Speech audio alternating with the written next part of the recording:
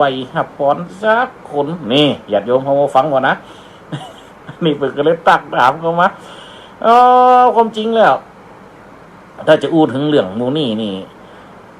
ทำไปฟังลองไปอ่านพอดีทีญาติโยมทั้งหลายที่มันผักกดขึ้นตามหนตาตามหนตาง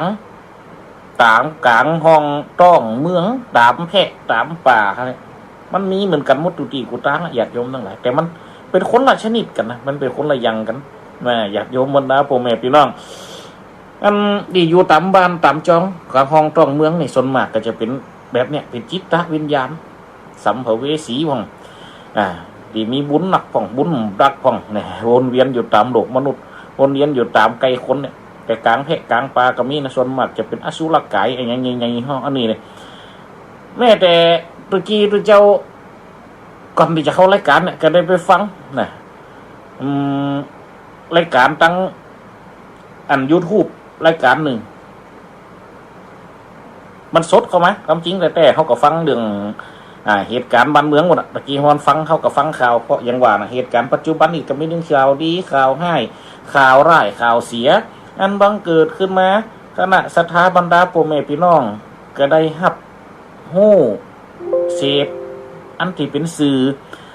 ต่างฝ่ายเขาก็ต่างเสพต่างฝ่ายเขาก็ต่างฟังต่างฝ่ายเขาก็ต่างรับรู้จนบางเรื่องบางอย่างแบ่งกันเป็นฝักแบ่งกันเป็นฝ่าย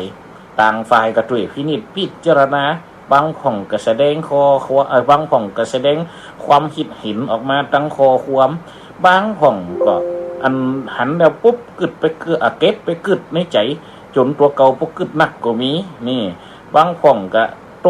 เถียงกันนะไปพอนะญาติโยมเจริญพรคุณโยมแม่สมจิตอินทระวิจิตเจริญพรโยมแม่เนอต่างวิทยุได้ยินชัดก็จ้าได้ยินชัดว่าชัดจะได้เท่ากับอันนี้กันนะแต่โคบ่ได้เหมือนเดิมนะพอออกตั้งเฟซบุ๊กตั้งโทรศัพท์เช่นเดิมเนอวันนี้เขาก็ใหญ่มาออกในห้องพระแต่ก็ใจฉากหลังเป็นจีวรเหมือนเดิมเขาอยู่ปืนผ้ากาสาวพัดหรอเพราะฉะนั้นสักฉากหลังเขาก็ต้องเป็นกาสาวพัดเป็นจีวรเหมือนกันอุตสาห์ตั้งยกมานะอย่ามันออกจ้านี่ก็ย้อนมัวมาตั้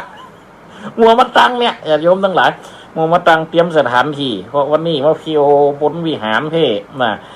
จัดสถานที่เตรียมกินสลากมากไม่คนลำปางเจ้าห่มห้องสลากมากไม่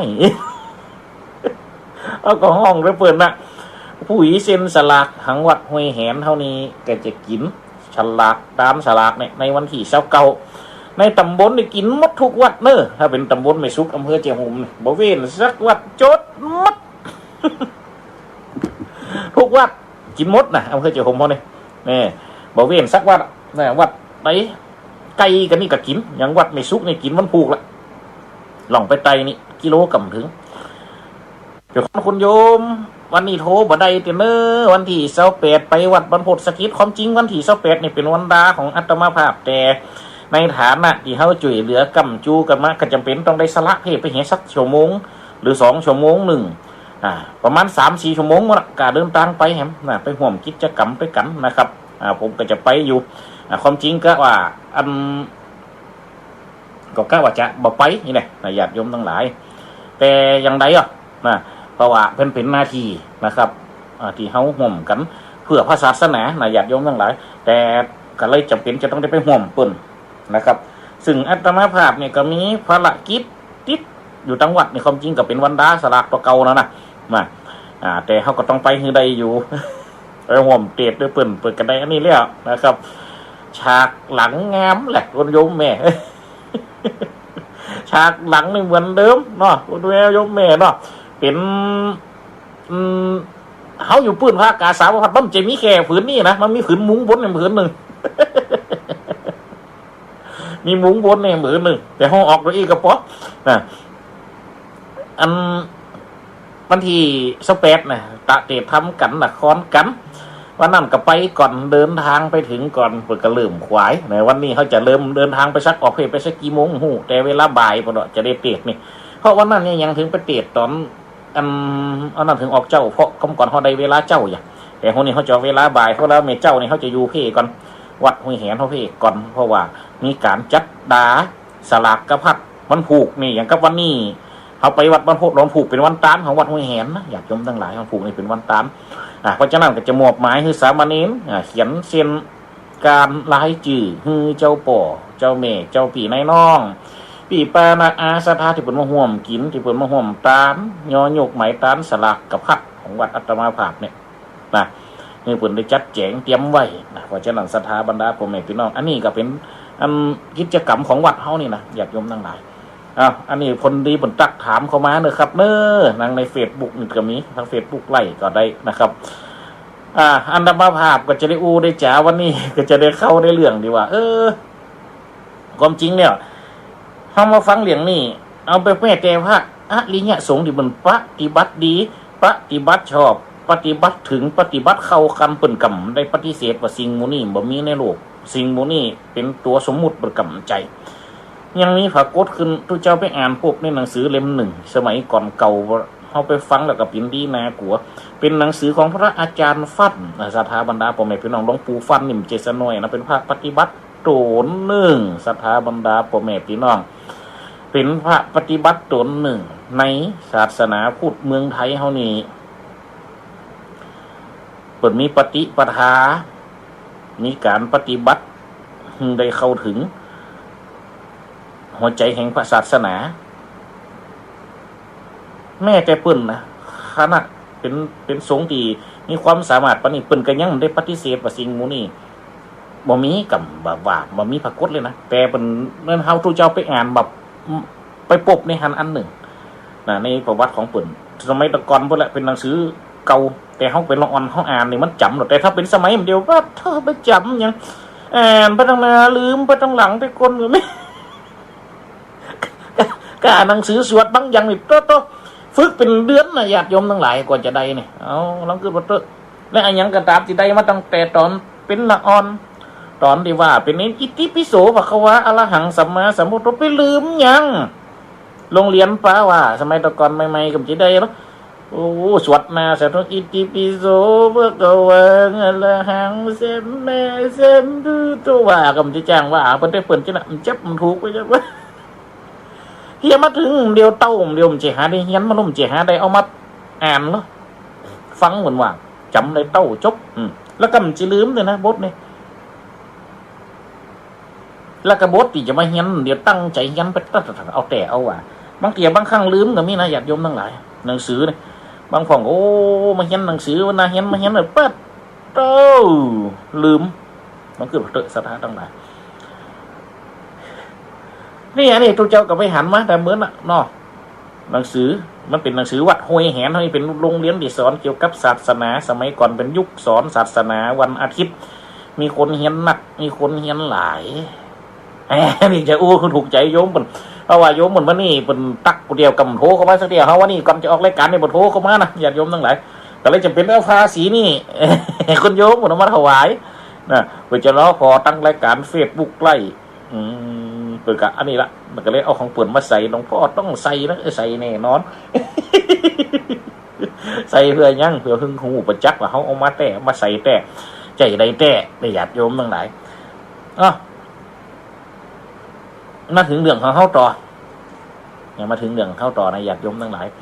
ที่ได้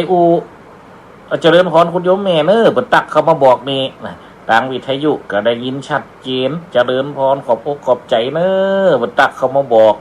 ทางในเฟซบุ๊กไล่ก็เจริญพรคุณโยมแม่สมจิตอินทรวิจิตนะครับอันนี้เป็นไทยจะพอตั้งฟังถึงสองยังก้าเนี่ยถึงเฟซบุ๊กไล่ถึงวิท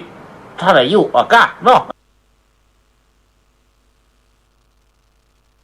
ป่าดิบน้ำให้ก็คือไหนดงไผ่ยาไฟนะลูกบอลว่าหรือว่าดงไผ่ยาเย็นที่มันเป็นจืมเดียวเนี่ยสถานทั้งหลายอันนั้นเป็นเล่าเรื่องผีของภาคคนนะเป็นเราเรื่องผีกองก้อยมันว่าผีกองก้อยเนี่ยมันจะมีผักอันอีสานผักนี่ปะเนาะ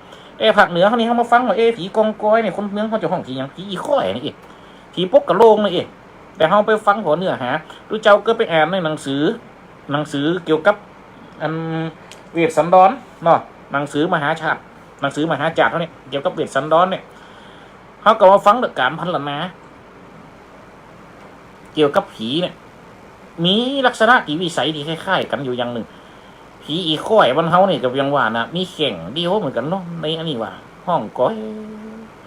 ห้องก้อยขอดกองขอยขอดกองเนาะแต่ว่าผีกองก้อยของผักอีสานห้องก้อยก้อยผมว่านะผักอีสานเนี่ยนะ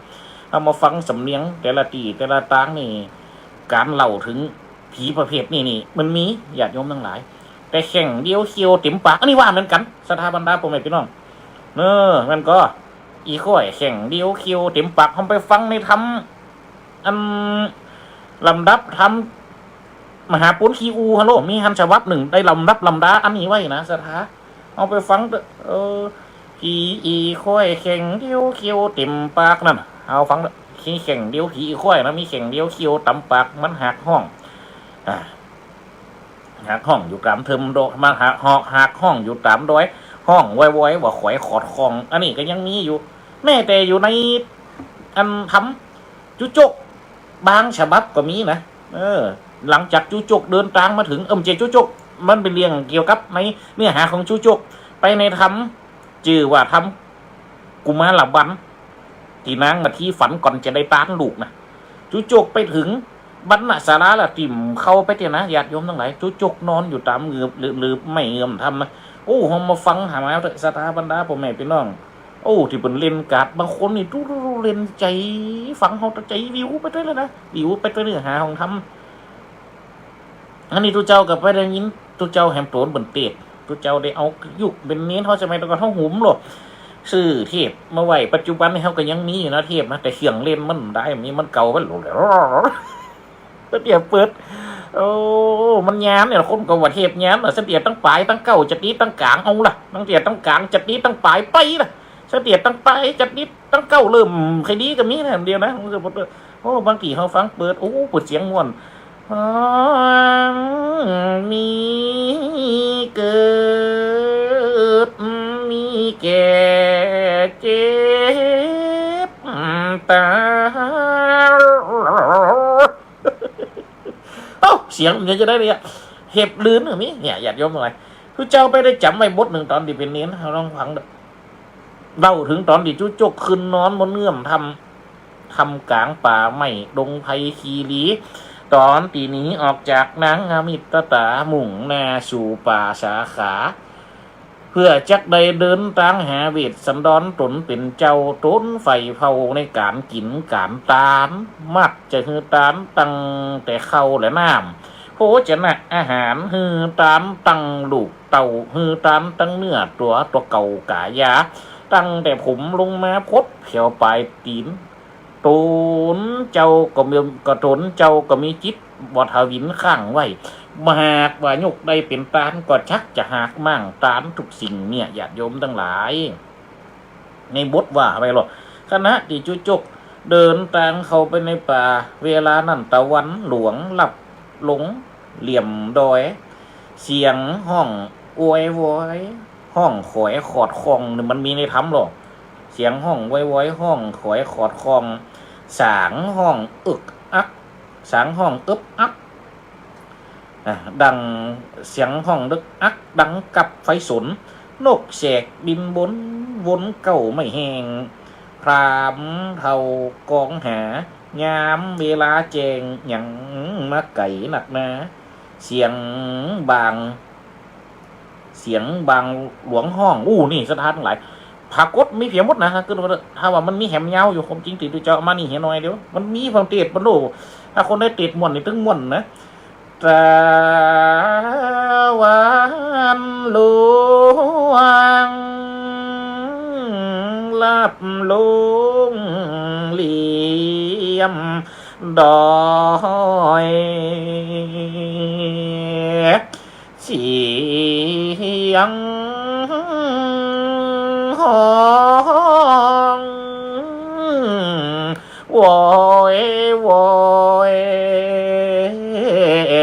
ห้องคอยขอดคองสางห้อง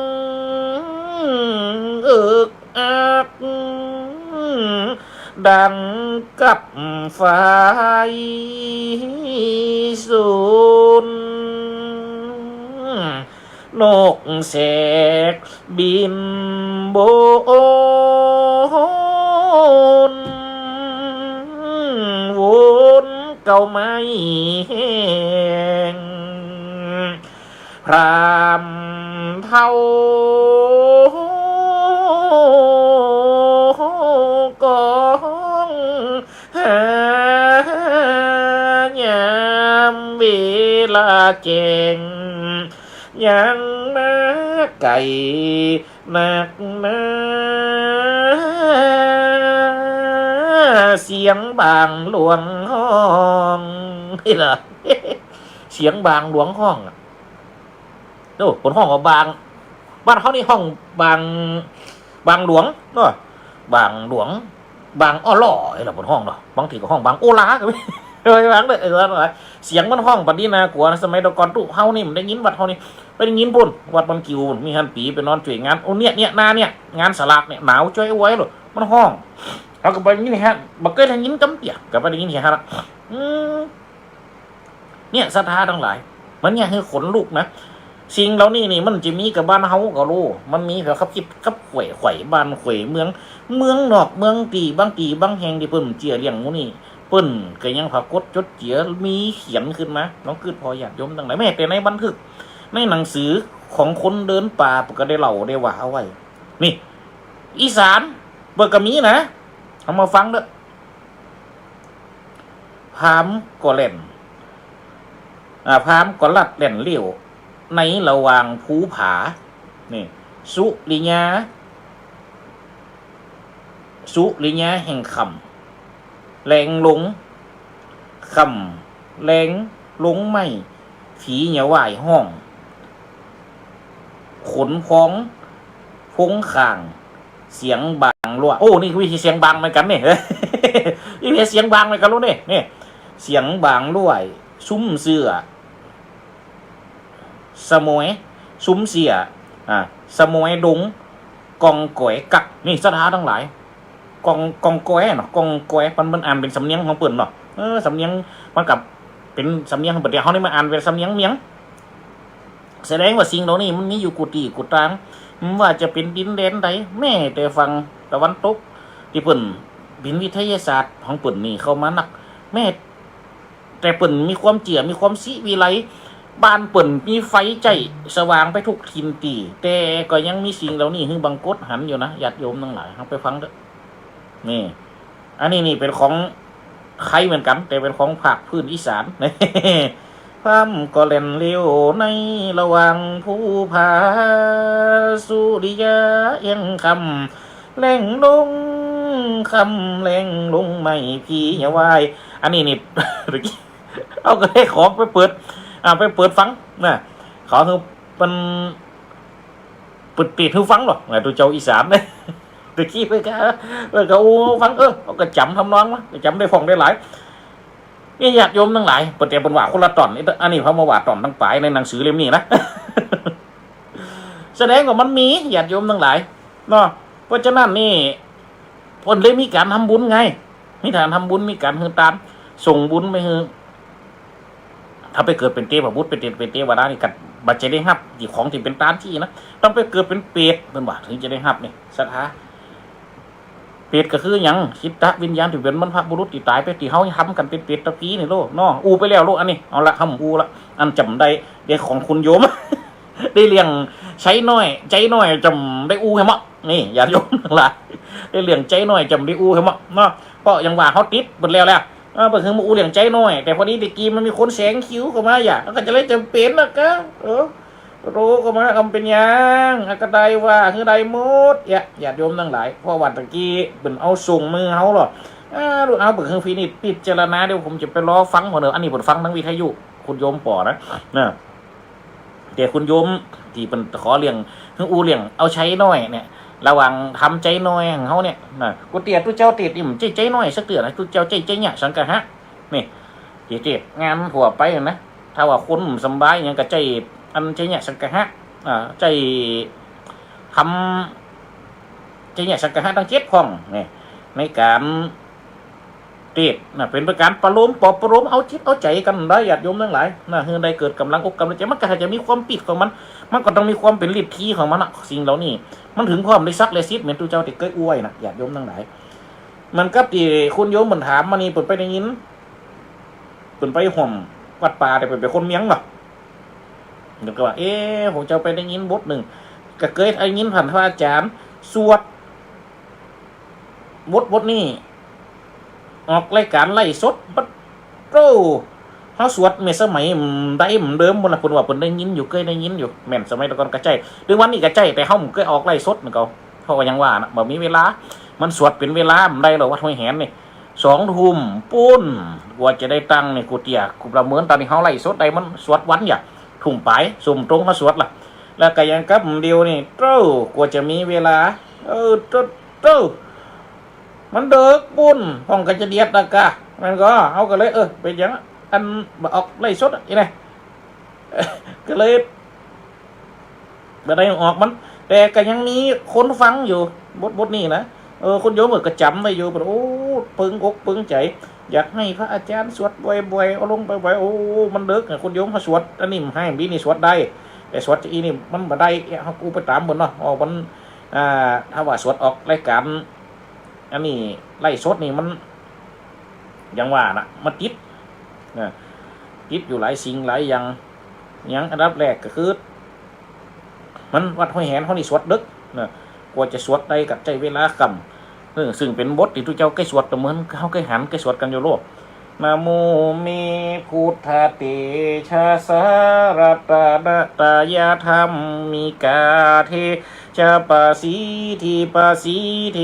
วานารายาปารมีสุลาสิทธิพรหมาจะอินทาจตุโลกาคัมภีรักกาสมุทาผู้ตุงนะแล้วก็มันคือพระเตสมัยตะกอนนี่สวดอยู่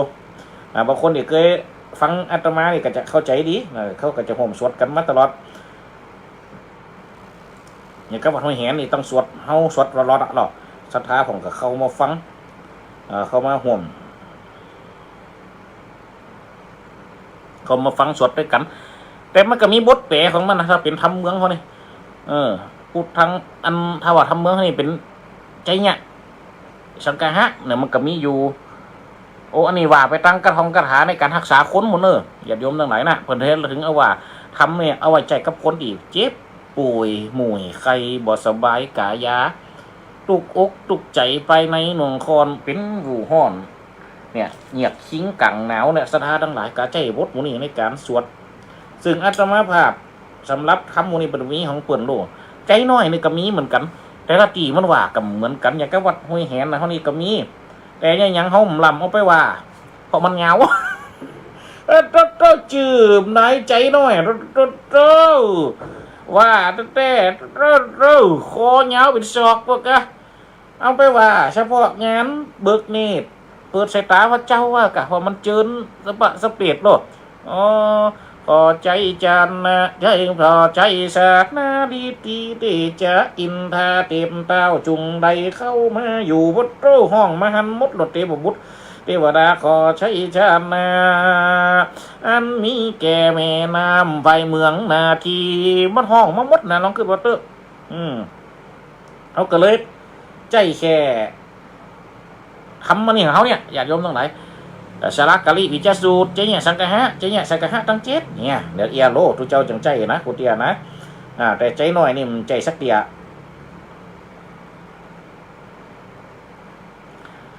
ใจน้อยนี่มันลำใจสักเตียมาใจกับใจสวดนะใจสวดนี่ใจสวดนี่เขาใจอยู่เพราะว่ามันเป็นระบำมันว่าพร้อมกันมันอันนี้น้อยนี่ถ้าเป็นใจน้อยนี่นะนะโมเมพุทธเตชะสะสัตตนาตายธรรมิกาเทชะปะสีติปะสีเทวานารายาปารมีสุลาสิติพรหมาจะอินทาจตุโลกาคัมภีรักกาสมุทาผู้ตุงขังคาจะสะพรหมชัยยปะสีติปวันตุเตใจญ ยธ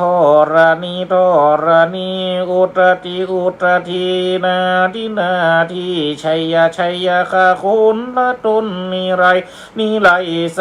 สีนามีรุราชพุนนราชีชัยชัยคัมภีละโสเวียนนาเขียวทนาคีปีศาจจะภูตากาลีชัยชัยแต่ของเมียงเขานี่มันมีอย่างเอียมันติดต้นเนาะอันนั้นเนาะ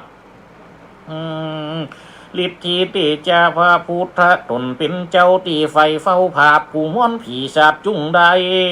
มาเป็นอำนาจและสิทธิ์ในกาละวันนี้ย่ำนี้แล้วเลยนะน้องกับใจนะครับเนี่ยญาติโยมทั้งหลายแต่คนโยมเมื่อเคยเขาบรรดาเขาเมื่อวานนี้ตัวเจ้าสวดเนี่ยโดยบทเนี่ยนะ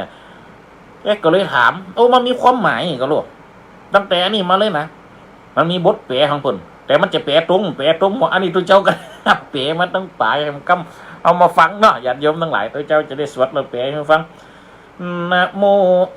นะโมตัสสะภะคะวะโตอะระหะโตสัมมาสัมพุทธัสสะนะโมอันว่าคาขีญะอันน้อมไว้มีแห่งผู้ข้าถูกก็จุงมีพระพุทธเตสสาเดพระพุทธเจ้าตนมีทรัพย์พระเดชารัตนะตยธรรมมีการว่าชุมนุมมาแห่งเกี่ยวตั้ง3ประการประกอบไปด้วยธรรมก็ดีเนาะญาติโยมทั้งหลายเป็นการอ่านเอาอย่างเอาซักเลยซิดในการกระทำเขามาฟังบทแรกนะโมอันว่าขีญาขอน้อมไว้มีแห่งภูคาอาถูก็จุงมีอันนี้มันเป็นในกรรมที่เปิ่นแปะมาแล้วหรอมันเป็นระบำสวดบรรเฮาทั่วไปนี่เอามาแปะเอามาแกะมันก่อนมาใกล้ถ้าว่าเขามาฟังมันจะตรงหัวนั้นในบาลีนี่นะมันก็เหมือนกับแผ่เมตตาน่ะสัพเพสัตตาอันว่าสัตว์ทั้งหลายทั้งมวลเวลาอุนตูเป็นผู้บ่มีเว้นเตอเนี่ยเป็นการเอามาเปะทำกรรมเนี่ยนะโมอันว่าคาเนี่ยนะโมอันว่าขีญาอันน้อมไว้มีแห่งผู้ข้าถูจึงมีพุทธสติจาสาเดพระพุทธเจ้าตนมีสัพพะดิชารัต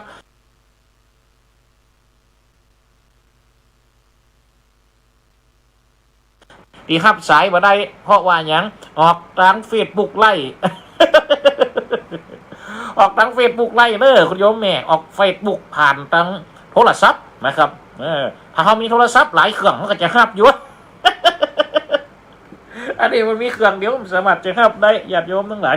เนี่ยมันเป็นแปะออกมาในตัวนี้นี่แล้วมาหูมันจะเป็นตัวบาลีที่ตรงตัวก็แต่กับพยายามที่คือมันเป็นตัวที่นี่ที่สุดญาติโยมทั้งหลายก็มีคนผู้หูเขากำได้ไปผู้หูผู้ได้ตรวจกำเตือ เนี่ยรัตนตยาธรรมิกาจะอันว่าชุมนุมมาแห่งเกี่ยวตั้ง3ประการอันประกอบชอบทำก็ดีนี่ทุกสิ่งทุกอย่างต้องอาศัยคอมมานี่นะความชอบโดยธรรมจะเป็นในยุคใดในสมัยใดในปีไหนต้องจะอาศัยความปีประกอบชอบธรรมนี่ถ้ามาฟังแต่ก่อนเก่าเดิมทีเนี่ยในการก่อหล่างสร้างแมงเปลี่ยงแปลงแต่งแปลงสึ่งบ้านสึ่งเมืองก็ตามเขามาฟังต้องอาศัยสิ่งประกอบแล้วก็ชอบโดยธรรมแม้แต่การจะแปลงหอแปลงเฮียนกระจ่างยังเอาแต่ประเพณีเอาแต่กำลังทรัพย์เอาแต่อันอย่างเดียวกับเป็นไปมันจะได้ญาติโยมทั้งหลายต้องคือประกอบชอบโดยธรรมศรัทธาทั้งหลายเอามาฟังนี่เถอะนี่อันว่าชุมนุมแห่งเกี่ยวเจ้า3ประการอันประกอบรอบด้วยธรรมก็ดีเทวาจาอันว่าเทวาจาอันว่าเทวดาตั้งหลายก็ดีนี่เพิ่งบุญเทวดาหมดแล้ว นารายาปาลามิสุวาราจางามมาวาพานาลายแลปัตตะปะสะมีส่วนก็ดีนี่เพราะศาสนาพุทธของเขาเนี่ยมันเข้ามาหรอมันผ่านหลายสิ่งผ่านหลายอย่างผ่านหลายลัทธิผ่านหลายเหตุการณ์จึงจะขึ้นมายืนอยู่ในจิตใจของคนเขาในปัจจุบันนะกันเดี๋ยวนี้ได้ถึงจะผ่านเข้ามาก็ตามถึงจะมายืนเด่นก็ตามแต่บางเตียบางครั้งก็ต้องอาศัยปุ่นเปผสมประสานกันไปปั๊บเข้าหากันจริงจะเป็นพุทธเถรวาทแบบไทยของเขานี่ได้ถึงวันนี้แม้แต่อาจารย์คนหนึ่งเป็นนักวิชาการที่ทุกเจ้าได้ยินเป็นอูจามาศาสนาพุทธแบบปัจจุบันเนี่ยเถรวาทเขาเนี่ยเป็นศาสนาพุทธแบบไทยส่งผลไปไข่ตีบ้านเมืองที่มันอยู่ใกล้เขาเนี่ยน่ะใกล้ส่งผลไปเมืองลาวส่งผลไปเมืองเขมรน่ะมีเผียวทำมายุดมีเผียวมาหานี่กายส่งขึ้นกันไปเนี่ยเป็นห้องว่าเป็นศาสนาพุทธแบบไทยนี่เตสัพพสิทธิสัพพสิทธิ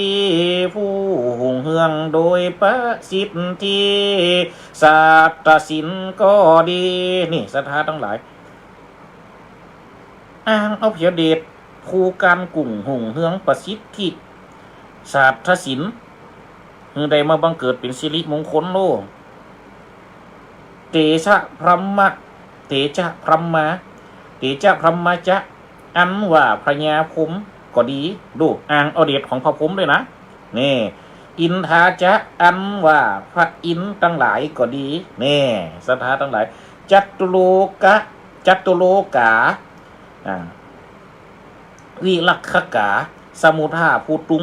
ขังคาอันนี้มาเป็นบทสวดโลดถ้าว่าอันนี้แต่ที่จำได้ก็ที่จะสวดนะสมุทาจตุโลกาจตุโลกาลักขกาสมุทาภูตุงขังคาจะสะพัมมาน่ะบทนี้อันว่าเทวดาทั้งหลายผู้รักษาคุ้มครองในโลกทั้งสี่เนี่ยพอเฮามาฟังมันเป็นการมันจะเป็นแก่คำสวดอย่างนี้นะมันเป็นการยืนยันซึ่งการผ่านมาของศาสนาพุทธที่มันอยู่ในบันเทิงของนี่คือผมมาโลกเทวโลกมนุษย์โลกและนาคโลกนี่เอาก็พอเถอะการขึ้นเต้าทั้งสี่ในการจะแปลงเฮียนใหม่ของเขาบนสุดเป็นไผพระอินทร์อย่างแต่ในที่นั้นอันตั้งปื้นเนี่ยเขาต้องคือพอเป็นการบอกเมธธรณีแหละพญานาคในศรัทธาทั้งหลายรู้เจ้าก็ไปหันใส่กระถามปนนั้นอันตั้งปื้นนี่เป็นหมายความว่าอย่างอันนี้ขัดจันขุดจันหนักธรณีเจ้าที่เจ้าดังดูปีให้ได้หับได้หูอ้างเพื่อจังเพื่อพึ่งพระอาศัยเอาฤทธิอำนาจแห่งความสำเร็จให้ผลได้มาเกิดนี่ศรัทธาทั้งหลายมันมีของเปิ่นหรอสิทธิจงมาเป็นอำนาจสำเร็จคำคูณนี่มันต้องวางแล้วเลยสิทธิจงมาเป็นอำนาจสำเร็จและคำคูณเตแก่ท่านเทินนี่ถ้าเอาไปสวดบานก็คือบ้านหลังนั่นสวดวัดก็คือวัดนั่นจะเอาว่าตนนั่นเจ้าเฮียนคนนั่นนี่จะทาทั้งหลายมันก็มีตีมาตีไปก็รู้นี่ยังถึงเฮาต้องอาศัยเอาดิธานุภาพเขาก็ฟังการปั่นป้อนเขาเตอะการเว้นตามกระจังยังการปั่นป้อนตุเจ้าสมัยก่อนป้อนพระใหม่กับเมืองเขาเนี่ยที่ตุเจ้าได้เฮียนมาแต่เนี่ยที่เป็นเขียนเป็นตัวเมืองสืบกันมาเขาต้องเฮียนตัวเมืองก่อนแล้วเอามาแปลเป็นตัวไทยเขามาฟังกำปั่นป้อนอิตังโวโภจานาเปสะเปสะสัทธาลานาโลกิญาโลกุตระสุขสัมปะตินังญาวะอะระหันตาอะระหันติมะกายานังตินนังนิพพานะปัจจัยโยหุนตุสาลีสวดสดีอาจจะในวันนี้ก็เป็นวันดีสาลีสุภาชัยมังกาลาอันประเสริฐ ดล้ำเลิศยิ่งกว่าหวานและยามทั้งหลายบัดนี้ไม่มีจิ้มเจ้าเก่าเงามุนละศรัทธาแห่งคู่ค่าทั้งหลายจื่อหยังนังหยังว่าไปหากใดน้อมเว้นกินตามยังสับปะยังเคียงกว่าตานเสหาปาลิวันหลายหลากพร้อมจูผักนาอันศรัทธาผู้ขาตั้งหลายหากใดมาท้าวายย่อยุกไม่ต้านไปหาจิตวิญญาณผู้มรณกรรมเจียนจากพัดภาคจากมนุษย์สโลกโลกามีน้ำมาก่อนจื่อว่านี่จื่อหยังว่าไปเห็นหรอเข้ามาฟังในบทหนึ่งซึ่งเป็นการอ้างอิงเสียปึงปะอัสไหลเอากุนแห่งเทพเท่าเทวดาวันนี้เขาจุยมันจะมีบทหนึ่งหากว่าจิตตะวิญญาณอยู่ไกลๆนับมาโดยมารับเอาโดยเลี้ยวไว้หากว่าอยู่ที่ไกลสุดวิสัยไปมาบลอดนี่หากว่าอยู่ที่ไกลสุดวิสัยไปมาบลอดเขาฟังกันนี่เนี่ยหากว่าอยู่ที่ไกลหากว่าอยู่ที่ไกลคือมาหับเอาโดยเดี๋ยวบัดเดี๋ยวนี่ตั้งใจหากว่าอยู่ที่ไกลสุดวิสัยไปมาบลอดผู้คานี่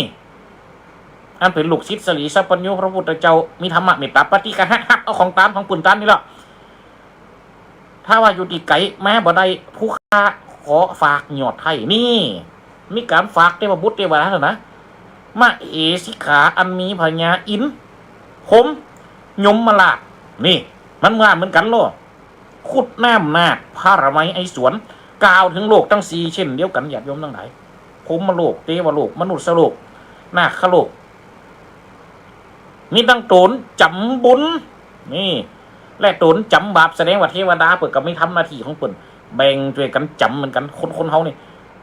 ไม่ในทำดีว่าทำสังเวชของวัดตู้นะเป็นนึกว่าคนเขาเกิดมา1 คนเทวดาจะคอยรักษาพอเฝ้าพี่ทักตัวเจ้ามีอยู่2 ประการเทวดากายหยาบกับเทวดากายเนื้อเทวดากายเนื้อจะกับกายจากสวรรค์จันทร์ฟ้าลงมาสู่ยังโลกโลกาเป็นเทวดาที่ลงมาก่อนมาคอยรักษาดูแลฟอเผามาเฝ้าเจ้าถึง6 ตนมาเฝ้าเจ้าถึง6 ตนไอ้คือเทวดากายหยาบมันก็คือไผ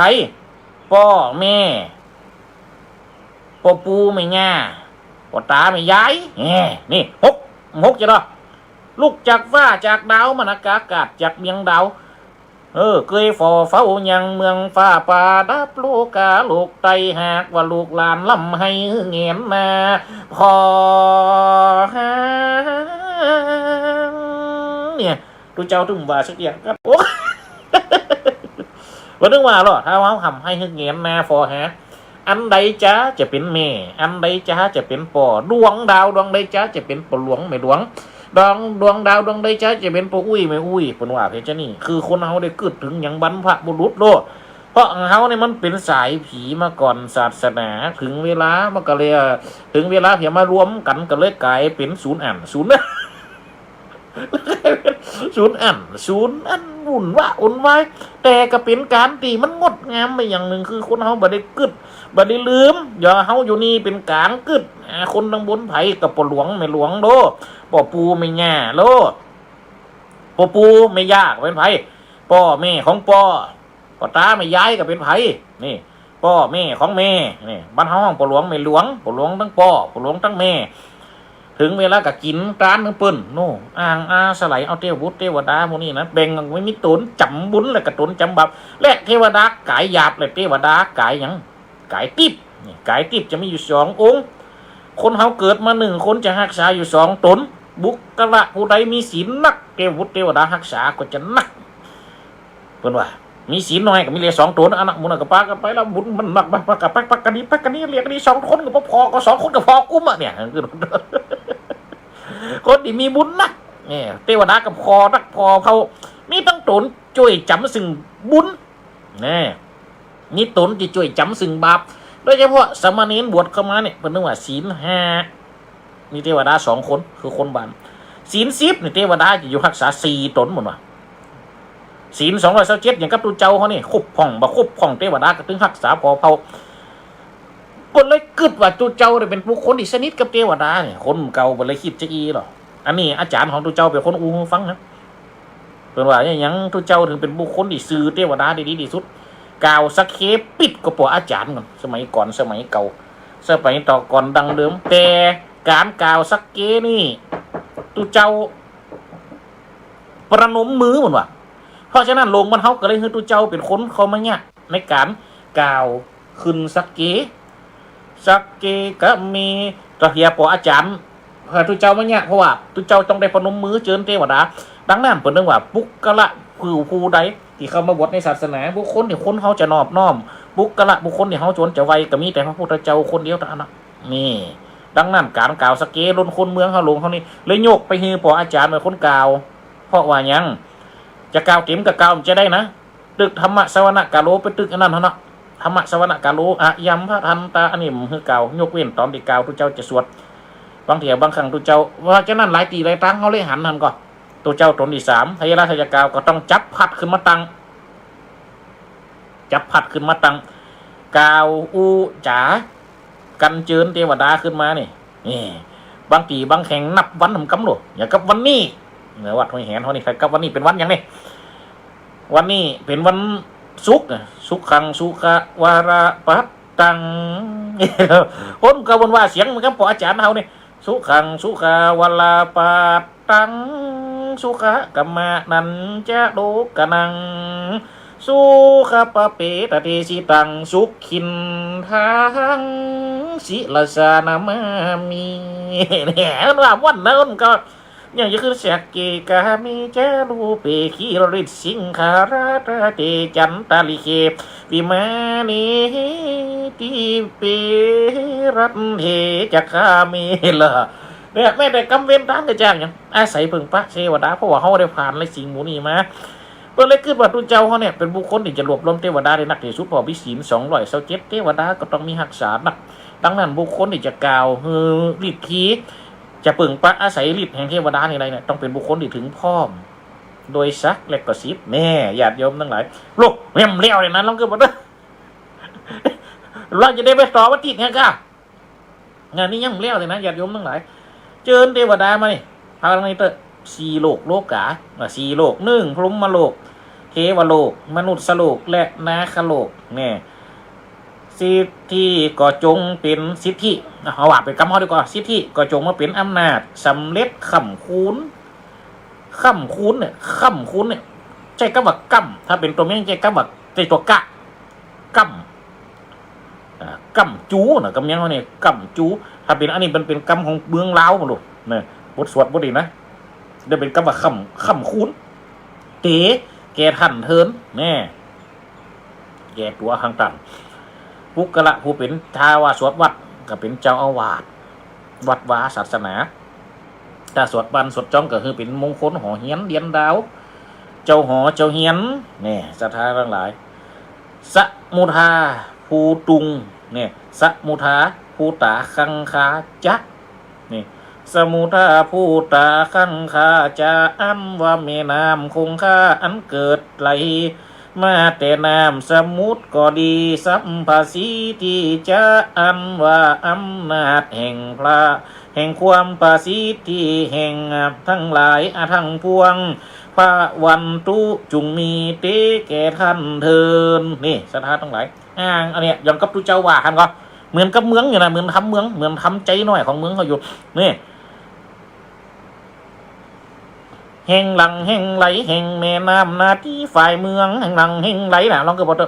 ตั้งแม่น้ำใหญ่แห่งหลังไหลแห่งแม่น้ำใหญ่แห่งหลังไหลแห่งแม่น้ำน้อยแห่งหลังไหลแห่งแม่น้ำนาที่ฝ่ายเมืองมาดแม่นมีฝ่ายมากันมาดแม่นมีตั้งมาเกิดเขาฟังนะสระทั้งหลายฤทธิ์ที่นั่นกระจุงเปียบดังน้ำที่ดันฝ่ายเนี่ยเขามาฟังก็เหมือนกับเมืองนะเหมือนกับเดชของทำเมืองเขาเหมือนใจน้อยของเมืองเขาฤทธิ์ที่นั่นมีอย่างมาสามารถจะกันได้ดันได้บุญได้แทรกซึมเขาไปได้ดูว่าเพียนี่เป็นคนเก่าบนแตงเนาะ โอ้ยุคนั้นเนี่ยคนเก่าบนแตงเนี่ยนี่คนเก่าเปิดกระจินตนาการเนาะเปิ่นว่าขนาดแม่น้ำเนี่ยจะผายไงจะได้กระตามเตอะนี่กีบปันได้กระตามตั้งตึ๊ดกึด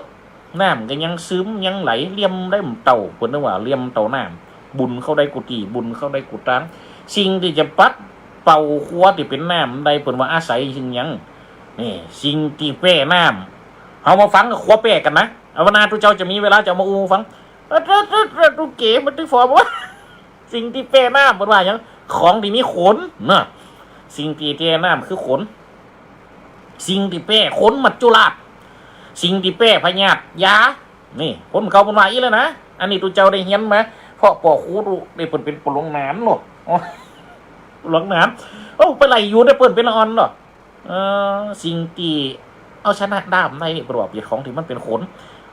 มันเป็นขนอย่างไรขนนี่ก้านไฟนะขนนี่ก้านไฟแต่แป้น้ำเหมือนว่าเพราะฉะนั้นเขาจังหันกอเวลาสมมตินอนอูดำสื่อเขาเป็นละออนไปเลี้ยงผีเอาไปหันใส่เปิ่นเขาจะบึกกับใครที่เขาไปลึกใครไปนะเปิ่นสิแป้ก็คืออย่างกำยังนี่แป้ก็คือชนะสิ่งที่แป้น้ำนี่คือแปลว่าขนเนี่ยสิ่งที่แป้ขนนี่พญาตสิ่งที่แป้ขนนี่มัจจุราช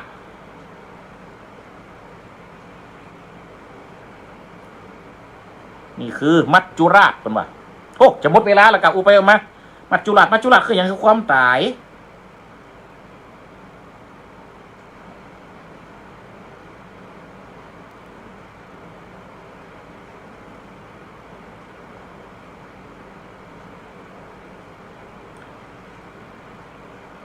เอาอย่างอันไปหันเปิ่นเอาไก่ที่เปิ่นนั่นเนี่ยจุบน้ำไปหันเปิ่นเลี้ยงผีอยู่ตีหนึ่งเป็นละออนลึกเนี่ยความจริงกับไปอยู่ขัวเปิ่นก็ไม่เป็นยังไปเตี้ยวเปิ่นตัวกันตัวไปพอเปิ่นหันเปิ่นเลี้ยงผีอยู่ยังหนึ่งเปิ่นเอาไก่จุบน้ำจุบปุ๊บเขากับแปลกอย่างเปิ่นเอาไปจุบน้ำอุ่นอย่างมันเขาหันเปิ่นบุ๊บไก่คนอยากกินนี่จุบน้ำอุ่นลกเนี่ยแต่อันนี้เขาหันเปิ่นจุบน้ำได้ให้ก่อนแล้วไปจุ่งใส่เปิดเอาเพียงนะมากล่องแล้วเอาจุ่งใส่เอาถึงเวลาเอาออกมาแล้วลกขนโอ้เปิดก็เลยเขาฟังว่าจีเป็นตอนเลี้ยงผีจีต้องไว้ใจวิธีอย่างเปิดเลยบอกเขาว่าสิ่งที่แป้น้ำเนี่ยคือขนอันยังกระตามแต่ที่เป็นขนนะนี่จะแป้น้ำใบค้ากระจ่างเนี่ยเป็นว่าใบค้าเขาต้องพอใบค้านี่คือผืนชนิดหนึ่งที่ใบเป็นขนเขาเอามาทักมาแหวงแต่มามุ้งแล้วปุ๊บถ้าว่าเขาเอามุ้งหลังคาเขาก็น้ำจำหัวสิ่งที่เป็นน้ำเพื่อเรียกว่าห้องว่าเจียวว่าเป็นขนใบค้านี่ปิดนะหยาดยมทั้งหลายมีความปิดอยู่ในหันเดี๋ยวเลี้ยงนี่จะฟังกำพวัดเทวดาลิท้าผมได้ฝากยังไว้กับใบค้าหันของแม่แต่ในตำนานของหลวงปู่มันห่วมกับหลวงปู่เสาเนาะที่ไปตัดเหล็กไหลอันนี้เป็นเรื่องที่เป็นเล่ามาปุ๊บในเฟซปุ๊บใน YouTube น่าจะเป็นเรื่องแก้ก็ว่าเรื่องอันนี้เรื่องเล่าเป็นเอามาโอ้หมดเวลาพอดีอยากโยมทั้งหลายเพราะฉะนั้นต่อกันในชั่วโมงวันอาทิตย์เขาไปพบกันในวันติดแฮมรอบเนอะวันนี้รายการ FM 106.50 วิทยาลัยสงฆ์นครลำปางวิทยุเพื่อการศึกษาที่ออกอากาศณวัดบุญญวัดวิหารอัตมาภาพก็ต้องขอลาและกระทุกสถานีวิทยุที่เขาได้เกาะต่อลิงก์ปุบปักกันจ๋าในเวลานี้ก็ขอฝากบุญฝากกุศลคือเป็นบุญเป็นกุศลกับคณะศรัทธาญาติโยมพุทธบริษัททั้งหลายคืออยู่ดีมีสุขบุธิจำเริญจุ่มเนื้อเย็นใจขอไว้สาคุบาสังฆะพระสงฆ์องค์เจ้าจุตนจุวรองค์เทเรห่มฟังในเน้อนกสั่งลาฟ้าป่าสั่งลาหนองนกเขาลากรดอนสั่งลาหางกบลาจากหูเสือลาจากทำนกเขาลากรป่าไม้กำกำจ๋ามาแกะก้อนไก่กระหมอกใดเวลาจบเพียงตัวขอจบแล้วนะก็ขออำลากันเหียจบสิ้นขอเจริญพรกูครูกูคนเนอ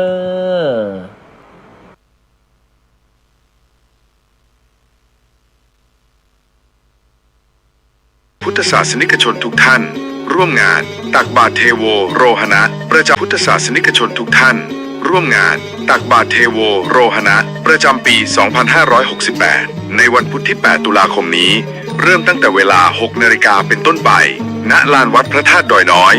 ร่วมทำบุญตักบาตรพระภิกษุสงฆ์นับร้อยรูปเพื่อความเป็นสิริมงคลแก่ชีวิตและสืบสานประเพณีอันดีงามของชาวพุทธแล้วพบกันที่วัดพระธาตุดอยน้อยอำเภอดอยหล่อจังหวัดเชียงใหม่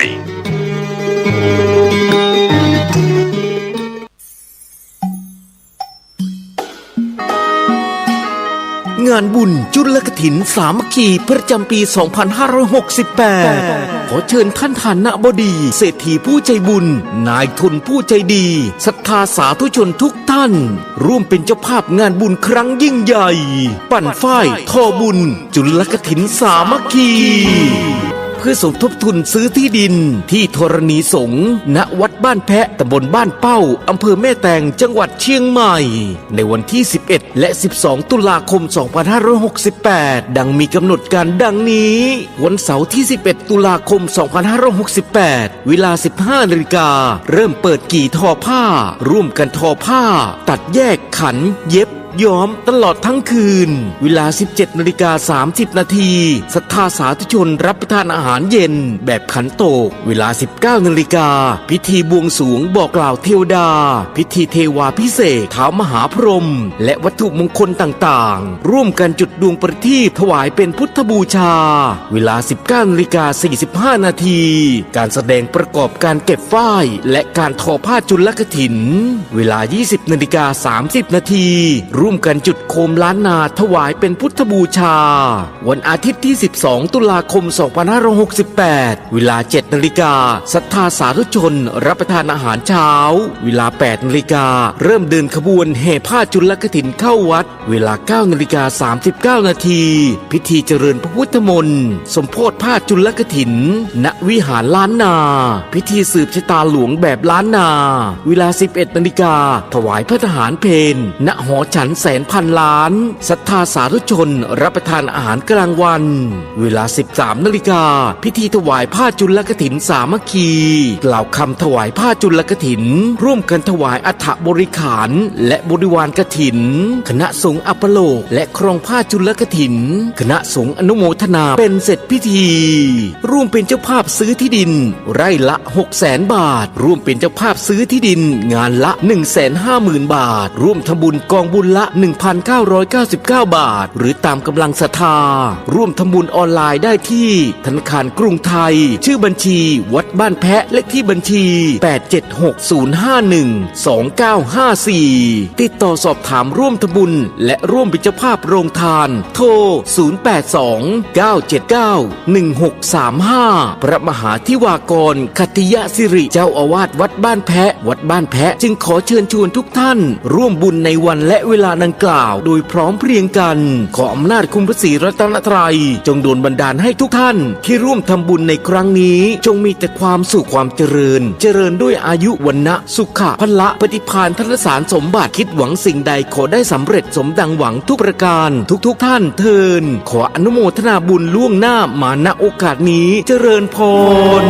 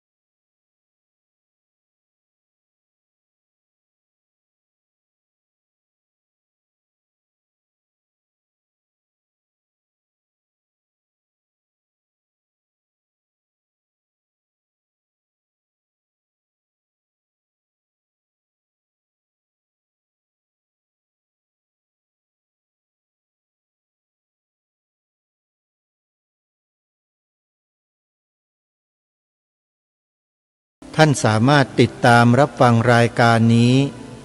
และรายการธรรมะสาระที่ดีๆจากสถานีวิทยุพระพุทธศาสนาทุกภูมิภาคของประเทศไทยได้ทางโทรศัพท์มือถือโดยการดาวน์โหลดแอปพลิเคชันที่ชื่อว่าวิทยุพุทธศาสนาทั่วไทยแอปพลิเคชันดังกล่าวรวบรวมสถานีวิทยุพระพุทธศาสนาไว้ในที่เดียวกัน48สถานีทุกภูมิภาคของประเทศไทยไม่ว่าท่านจะอยู่ณภาคไหนๆก็สามารถเปิดรับฟังสถานีวิทยุของภาคนั้นๆได้สามารถรับฟังได้ทั่วโลกขอเจริญพรศรัทธาสาธุชนท่านใด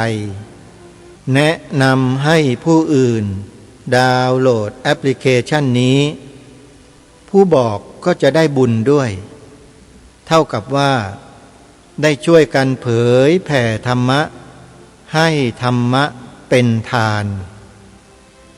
การให้ธรรมะเป็นทานนั้นพระพุทธเจ้าตรัสยืนยันว่า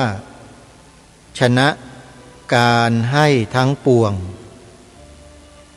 นอกจากจะได้บุญแล้วท่านผู้ฟังยังได้ความรู้จากสถานีวิทยุพระพุทธศาสนาต่างๆเป็นจำนวนมากความรู้หลากหลายที่ครูบาอาจารย์ท่านได้จัดสรรมาให้แก่พวกเราในแต่ละช่วงเวลานั้นมีประโยชน์อย่างมากการที่เราช่วยกันทำรงรักษาความเป็นไทยของเรามาจนถึงวันนี้ได้ก็เพราะพวกเราหมายถึงชาวพุทธทั้งฝ่ายพระภิกษุสามเณรอุบาสก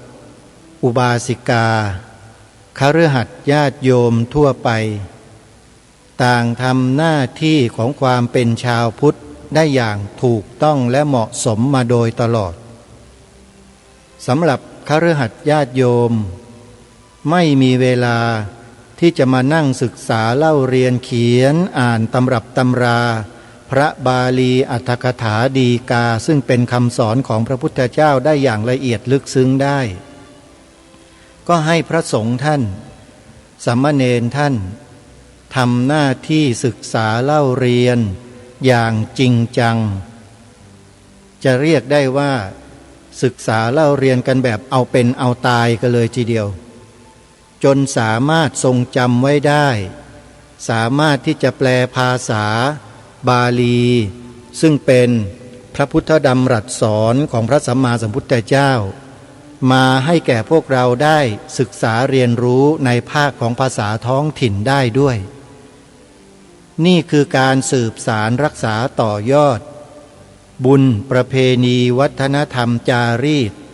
และหลักธรรมคำสอนของสังคมไทยของเราพากันทำมาอย่างนี้ 2,000 กว่าปีแล้วท่านผู้ฟังเพราะฉะนั้นให้พวกเราเนี่ยรักกันสามัคคีกันและช่วยเหลือเกื้อกูลซึ่งกันและกันต่อไปบางครั้งเราอาจจะหูเบาแล้วก็หลงเชื่อสื่อบางประเภทที่ตีไข่ใส่สีใส่ไคร้ใส่ข่าวให้พวกเราเกิดความเสื่อมศรัทธาต่อกันและกันเราก็ต้องระมัดระวังสื่อพวกนั้นเอาไว้ด้วยขอให้เราได้รู้เท่าทันเถอะพระสงฆ์สามเณรในสังคมไทยเราเนี่ยไม่เคยทำลายความมั่นคงของประเทศนี้ให้เสื่อมสิ้นไปเลยมีแต่จะเสริมความมั่นคงทุกวี่ทุกวันสอนธรรมะสอนผู้คนแนะนำผู้คนให้อยู่ในร่องในรอยของศีลของธรรมตลอดแต่ ผู้ที่ไม่หวังดีไม่ปรารถนาดีต่อพวกเราเนี่ยก็พยายามจะนำเอาข้อเสียเล็กๆน้อยๆของบุคคลเพียงไม่กี่คนเนี่ยขึ้นมาตีไข่ใส่สี และพวกเราเองที่ไม่รู้เท่าทันก็หลงไปผสมโรงกับเขาด้วยกลายเป็นทำบาปเพิ่มเติมเข้าไปคล้ายๆกับว่าไปช่วยกันพายเรือให้โจรนั่งอย่างสบายๆโจรก็ได้ใจใหญ่ขึ้นขย่มเรือทุบเรือยิงเรือทะลุปรุโปงพอถึงฝั่งเรือก็จมน้ำไอ้คนที่พายอยู่กับเรือก็จมน้ำตายไปด้วยแต่คนพวกนี้ขึ้นฝั่งสบายเฉิบเลยอันนี้เป็นข้ออุปมาเฉยๆท่านผู้ฟังให้เห็นภาพในเบื้องต้นกันถ้าจะอุปมาก็หมายความว่าในสังคมไทยเราเนี่ยประกอบด้วยคนหลายประเภทประกอบด้วยคนที่ปรารถนาดีต่อชาติบ้านเมืองต่อพระพุทธศาสนาต่อสถาบันพระมหากษัตริย์มีอยู่แล้วก็มีเยอะด้วยแต่คนส่วนมากที่ว่าเยอะเนี่ยส่วนมากเขาจะไม่อยากจะมายุ่งกับเรื่องพวกนี้เขาอยู่ของเขาดีๆมีความสงบสุขกายสุขใจของเขาอยู่แล้วเขาไม่มายุ่งหรอกแต่ถามว่าเขาคิดไหมเขามองไหมเขาดูไหมสังเกตไหมอาตมาเชื่อมั่น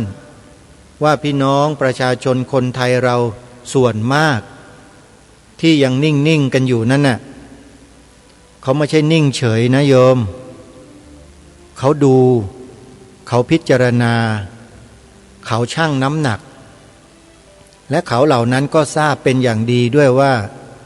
สถานการณ์ที่มันเกิดขึ้นกับวงการพระสงฆ์เราที่ผ่านมาเนี่ย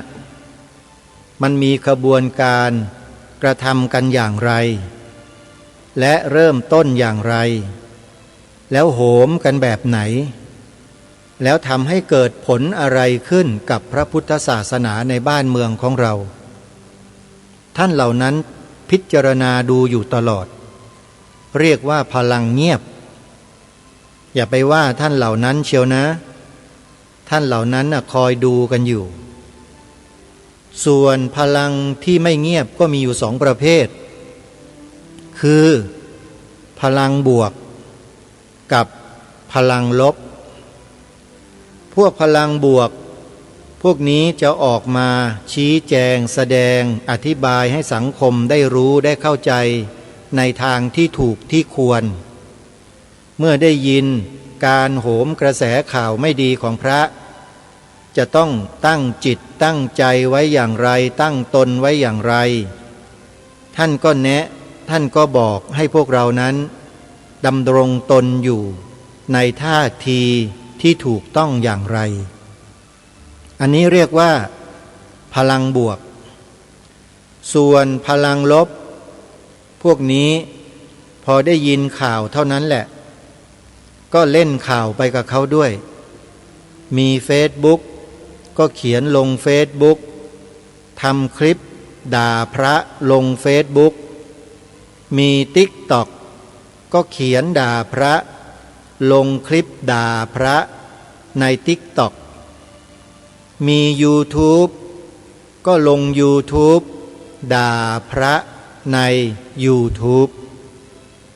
ท่านสาธุชนทุกท่าน